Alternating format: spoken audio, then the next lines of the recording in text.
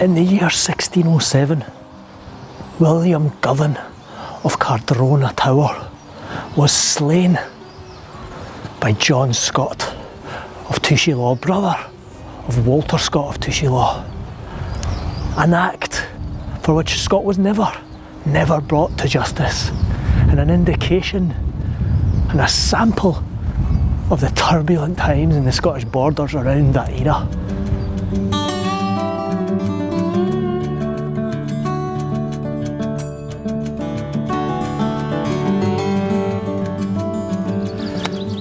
(1607) was a particularly difficult time for the people of the Scottish borders.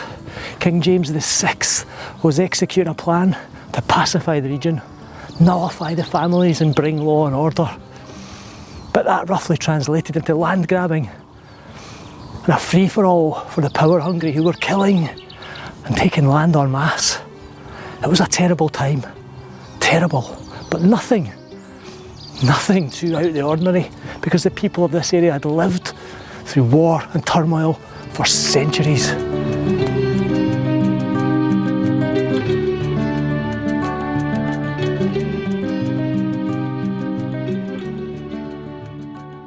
So at this moment in time in Scotland, we have this coronavirus keeping us all in our houses and destroying normal daily life as we think of it. But we need to keep things in perspective, and we need to remember that no matter where we are in the world, America, Canada, Australia, South Africa, New Zealand, Europe, or here, still at home in the motherland of the Border Hills, we've all got a contract. We're all Scottish borderers. We're all resilient by nature. We're all tough and strong and cunning, and we need to stick to that contract which was signed when we were born as our birthright. And you know, coronavirus, how bad is it really?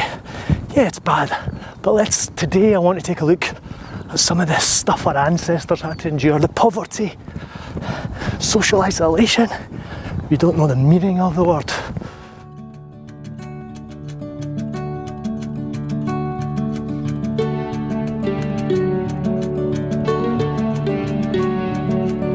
So I told you the story of William Govan of Cardrona there. And Cardrona Tower survived here on the hills around the modern day village of Cardrona.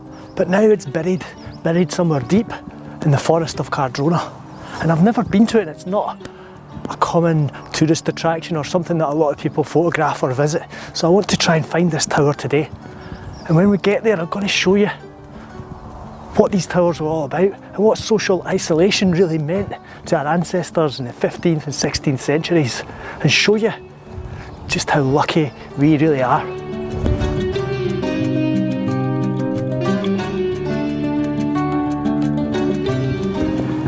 Yeah, I'm kind of socially isolating myself at the moment.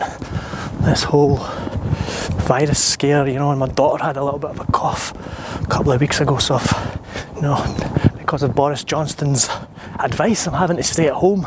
Hopefully I can get back, well, not stay at home, but stay out of public and out of crowds, which is something I've been doing for about 10 years anyway, just pottering about on my own on my days off.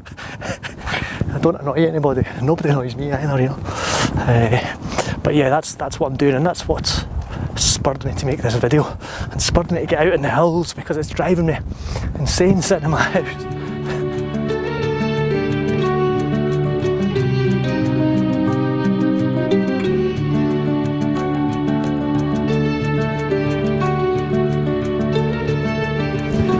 Now, Govan is not one of the most common border surnames, really, is it? It's not really one that you closely associate with the borders, but they were a powerful family around here in the Peebles area. Govan was the sheriff of Peebles way back in the 13th or 14th century, but it was them who built this Cardrona Tower, and they were powerful people.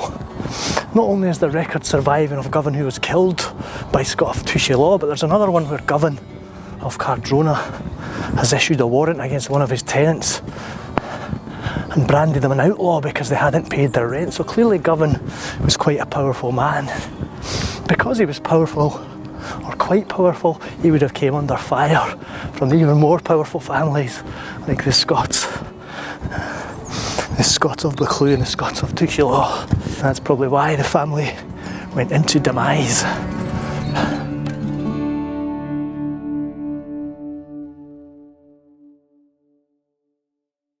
This Cardrona Forest is part of the Tweed Valley Park. A marvellous place, this huge area of forest and hills and rivers, particularly the River Tweed obviously, but it's a fantastic place to explore. You know, you can mountain bike, horse ride, walking, photography, wildlife spotting, you know, it's just a really marvellous place. But this little part of it here called Cardrona Forest, I say a little part of it, it's still huge, it's packed full of history. It's not just the tower I'm looking for, there's lots more here and I will be back to explore it. But finding this tower is proving rather difficult because of the sheer size of the place.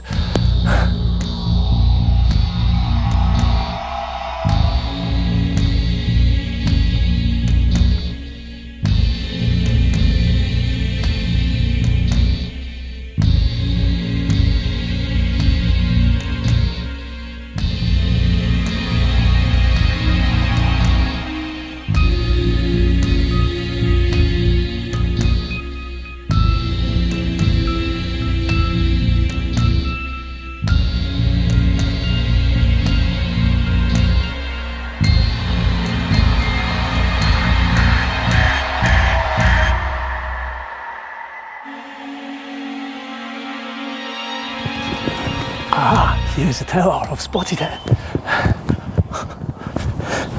Wow, I mean look at that, this magnificent old piece of architecture and history just buried, literally buried in the woods. There's only one thing for it. Let's get down there.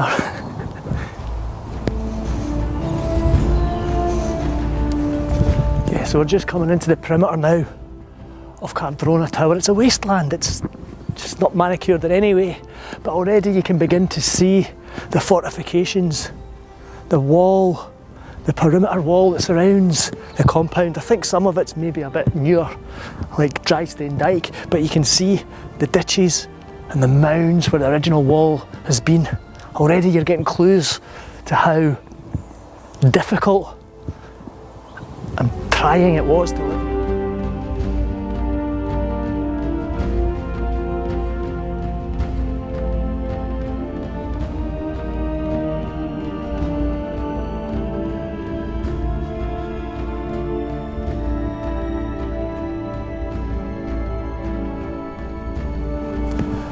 What a fantastic old site. It's so lost in here, so buried, but it's almost got that kind of spooky, eerie feel to it. I love these ones that are untouched, overgrown and forgotten.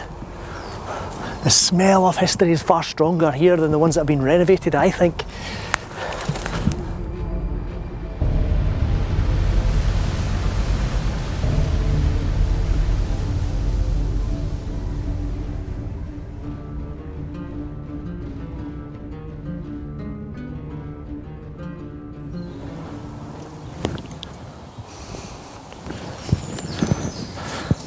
Yeah, it is a dangerous building. The whole thing could collapse at any minute, so I wouldn't advise, strongly wouldn't advise you to come here.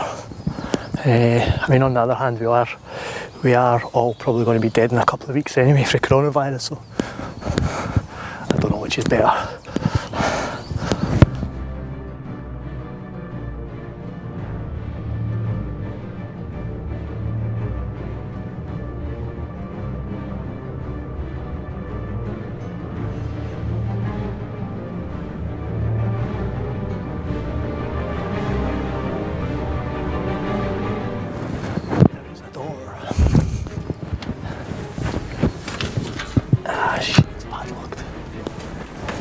Padlocked. I don't think we're going to get in.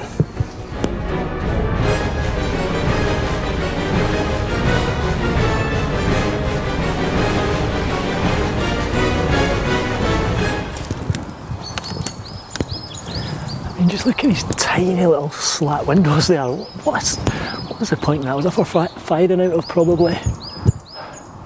There are no windows at all on this side, purely built for defence.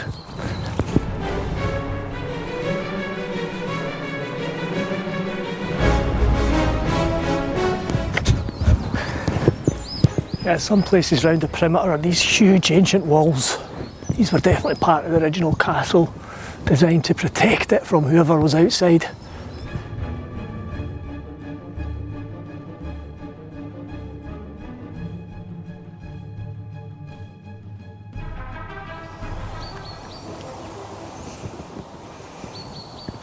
The only torch I have with me is my head torch.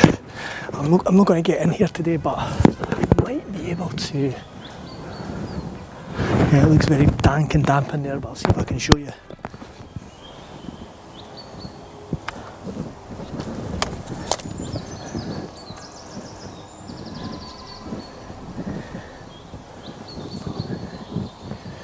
Yeah, not a very inviting place.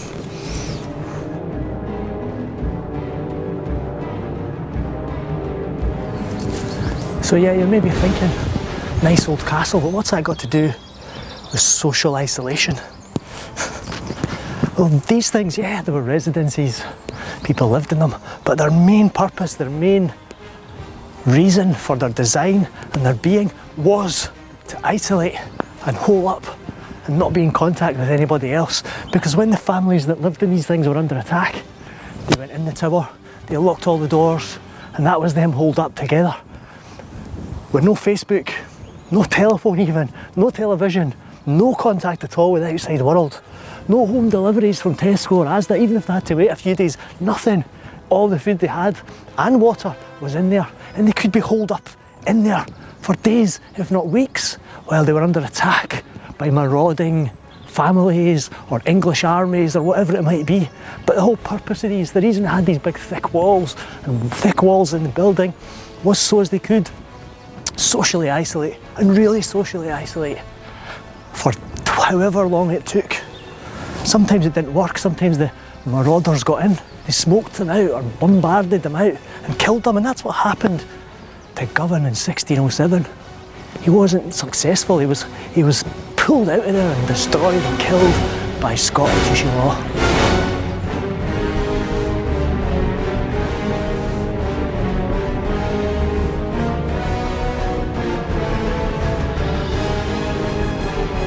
People have tried to quell the Scottish borderers for centuries, if not millennia, and they've never succeeded. Kings and queens have tried to kill us. They've been minor blips. We've been moved to the four corners of the earth, the Americas, Australia, South Africa, but we've just came back stronger on these continents and took over in some respects. Nobody's ever put us down, and social isolation is our forte, our speciality. We've been doing it for centuries. So coronavirus and holing up in a nice comfy house with all the luxuries of modern day life is nothing to us. So we'll keep going on, we'll keep soldiering on, and we'll never ever repent. And if you need any motivation to keep you going when you're in your house alone or alone with your family, just think back to this tower and old Govan, who was killed by Scott of Tushy Law because his social isolation wasn't quite as secure as he thought it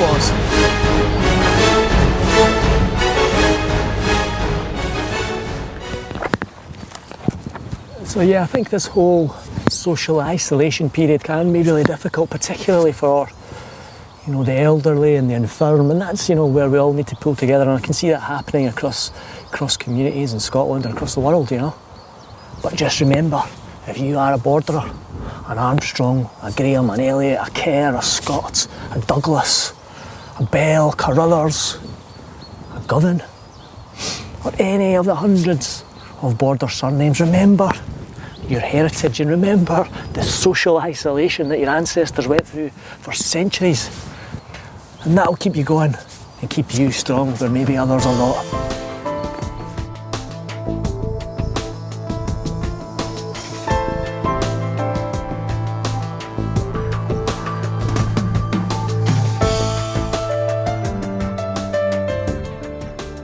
Yeah, something else I've been just thinking about recently, and I don't know for sure because there's no documentary evidence to support this, but I reckon that back in the days of the Border Reivers, they probably didn't have toilet paper.